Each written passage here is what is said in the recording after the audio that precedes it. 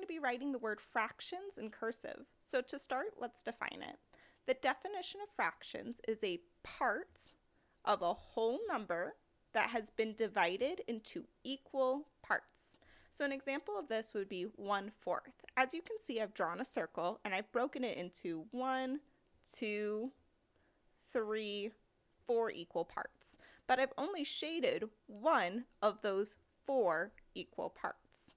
So now that we understand a little bit better what the word means, let's go ahead and try to write it.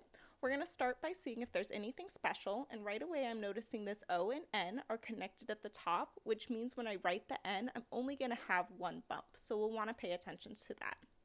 All right, let's go ahead and write it. We're going to go nice and slow, and we're going to try not to pick up our pencil. That way it's one nice fluid movement. And remember, if yours doesn't look like mine, that's okay, because cursive is a style, and we just want to try the best that we can. All right, starting at the top, we're going to have a little wavy line. We're going to go to the middle and make a hook down to the floor. A little wavy line in the middle.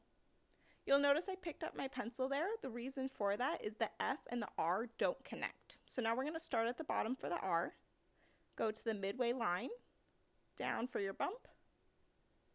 Back up to the midway line for your A. Connect it at the midway line. Back to the bottom. We'll have our C again halfway.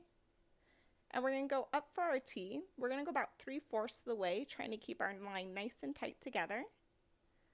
Back to the halfway line for our I. Now notice I haven't crossed off my T or my I yet. That's because I'm going to do it after. We're going to go down for our O. Remember, we're connecting at the top today. That means just one bump on our N. And halfway for our S. And give it a little tail. All right, we've written the word, so we can go back and cross our T and dot our I. And now you've written the word fractions in cursive. For more practice, feel free to subscribe to my channel, and you can see my show notes for links to similar videos. I'll also go ahead and link in my description my Teacher Pay Teacher, where you can find my cursive practice pages. Thank you for watching, and remember, cursive is a skill, so the more you practice, the better you'll get. I'll see you next time. Bye.